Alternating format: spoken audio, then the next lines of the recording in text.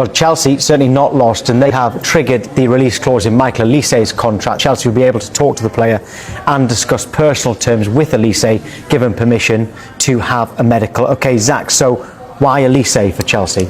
I guess if you look at a lot of recent signings Chelsea have made, it ticks all the boxes. A youngster who has huge potential and solid experience in the league that they've been playing in. And we've seen that with Olise last season with Crystal Palace. He had a fantastic year, maybe his best year yet, especially creatively. And actually, if you look into Chelsea's squad on the wings, creative wingers is something they actually don't necessarily have. Somebody that kind of makes something out of nothing, who's willing to take on a player. I mean, his assists last year, getting 11 assists in the league is no mean feat. It's fantastic, it has to be said.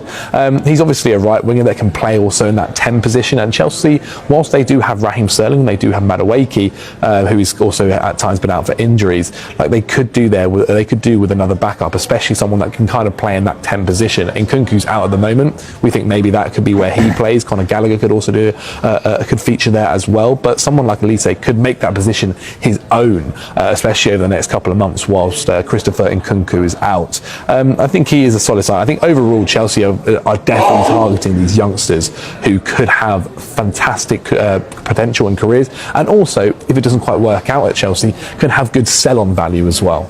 He is an exciting player though, isn't he, Olise? Yeah, Chelsea are having an incredible window with the type of player that they're bringing in under this manager. As I said earlier, I think I like Olise's development. So he's been at Chelsea, hasn't he? Was it Man City? It was, I think, Arsenal at one point, then Chelsea for a long time, then Man City. Yeah, so you know he's operated in the high level academies. He's gone to a Championship club, got in the team there, done it in the AFL, gone to Crystal Palace again, had a couple of seasons there, learned his trade, and now the time feels right to get that move to Chelsea. And in the modern day market as well, I mean, whoever put that clause in Crystal Palace must be absolutely fuming, because 35 million for a 21-year-old, is he? 21-year-old player who's got 2 years in the Premier League now, someone whose game really developed last season. It felt like the end product came a little bit more last season, but also if you watch him, he seemed a bit more switched on defensively, became more of a team player. So just as Palace have got him to that level, you lose him for 35 million, which is a snip in this modern day transfer market. Quite a rare signing for Chelsea in terms of wide options. At the moment, you've got explosive wingers who lack final product, and now you've got probably the opposite, almost like a Riyad Mahrez type, who 13 goal contributions last season for a Palace side that don't score many goals and aren't very creative actually, unless their wingers in Zaha or Eze or obviously Olise are on form.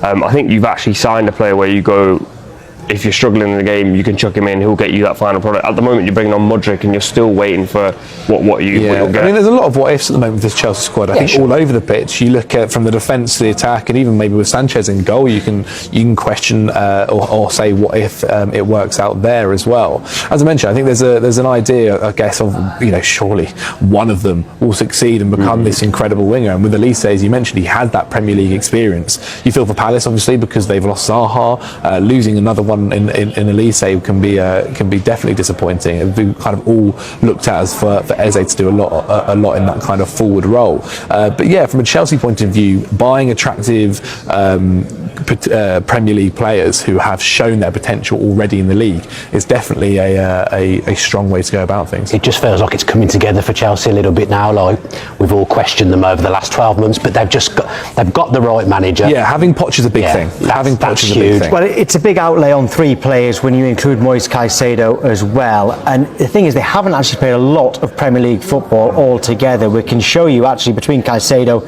Lavia and Olise, there's not a huge amount of Premier League experience there. Zach, is that in any way, shape or form a worry? Remember, of course, Olise and Lavia haven't signed yet. Yes, of course. I think, look, you've eventually got to get Premier League experience, and when you are this young and at the age of, say, Lavia and 19, having 29 Premier League games or Premier League appearances is actually quite impressive. Yeah, good point. So it's not like these players have never played in the Premier League, is it? I think if I was a Chelsea fan, I watched them on Sunday and thought, I've criticised it a little bit in the summer, but I actually sat there on Sunday and watched it and thought, this is really exciting, especially after you went through what you went through last season.